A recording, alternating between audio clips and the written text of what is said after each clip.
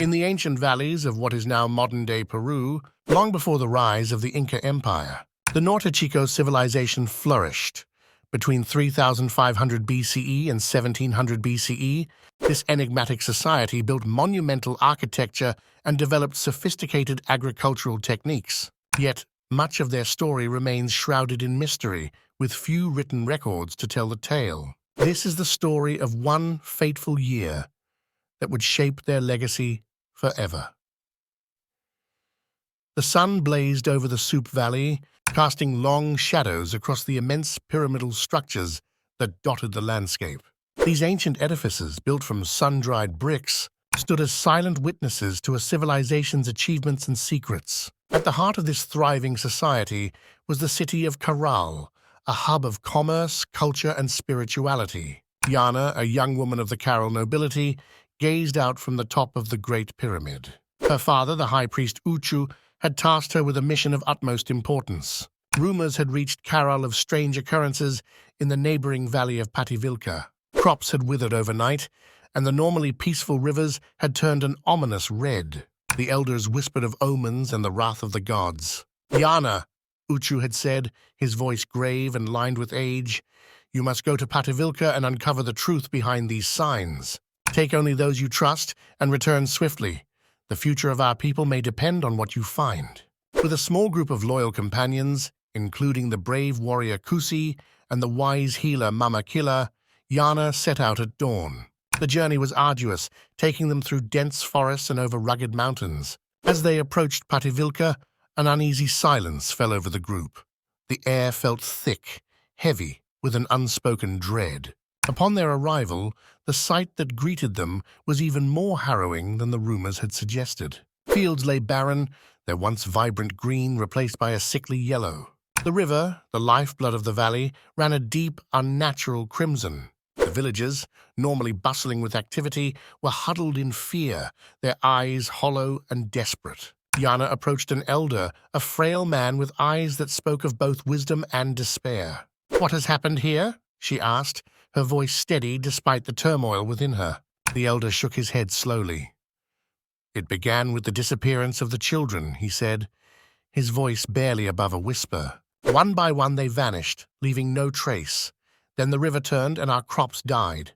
We have prayed to the gods, but they remain silent." Determined to find answers, Yana and her companions delved deeper into the valley. They followed the river upstream, hoping to find the source of its transformation. As they ventured further, the landscape grew more twisted and unnatural. Trees appeared to wither before their eyes, and the very earth seemed to pulse with a malevolent energy. One night, as they camped near the river's source, Yana was awoken by a soft, eerie glow emanating from the water.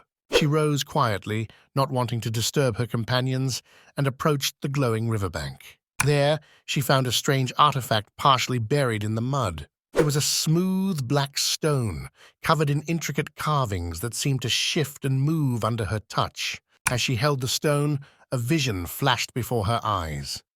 She saw the children of Pativilca, their faces twisted in terror, being led into a dark cavern by shadowy figures. The stone throbbed with a dark power, filling her with a sense of dread and urgency. Yana knew she had to find this cavern and rescue the children. She woke her companions and showed them the stone. Kusi and Mama Killa exchanged worried glances, but agreed to follow her lead.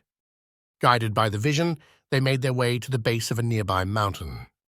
Hidden behind a dense thicket, they found the entrance to a cavern, its mouth yawning like the maw of a great beast. As they ventured inside, the air grew colder, and the walls seemed to close in around them. The faint sound of chanting echoed through the tunnels, growing louder as they pressed on. Finally, they emerged into a vast chamber, dimly lit by flickering torches. At the center stood an altar, upon which lay the missing children, unconscious but alive. Surrounding them were robed figures, chanting in an ancient, forgotten tongue. At their head was a tall, imposing figure, his face hidden in shadow. With a shout, Kusi charged forward, his sword gleaming in the torchlight. The robed figures turned, revealing faces twisted with dark magic. A fierce battle ensued, the clash of metal ringing through the cavern. Yana and Mamaquilla worked together to free the children, while Kusi held off the dark priests. As Yana reached the last child, the tall figure stepped forward, his eyes glowing with an unholy light. "You meddle in forces beyond your understanding," he hissed. "The power of this valley belongs to us."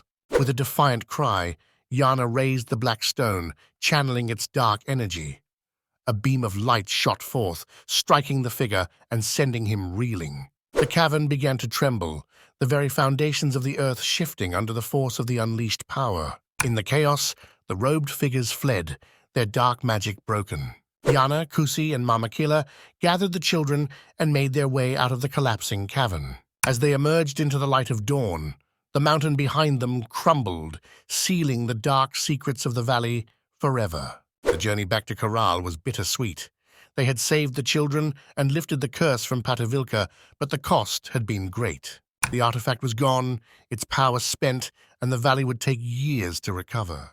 When they returned, Uchu greeted them with a mixture of relief and sorrow. "You have done well, Yana," he said, embracing his daughter. "The gods will remember your bravery." Life in Carol slowly returned to normal, but the memory of that fateful journey lingered. The tale of Yana and her companions was told for generations, a testament to the resilience and courage of the Norte Chico people. Though their civilization would eventually fade into history, their legacy of wisdom, strength, and mystery would endure, woven into the fabric of the land they once called home. Thanks for watching. Don't forget to give a like, share, and subscribe to receive notification when we drop new content.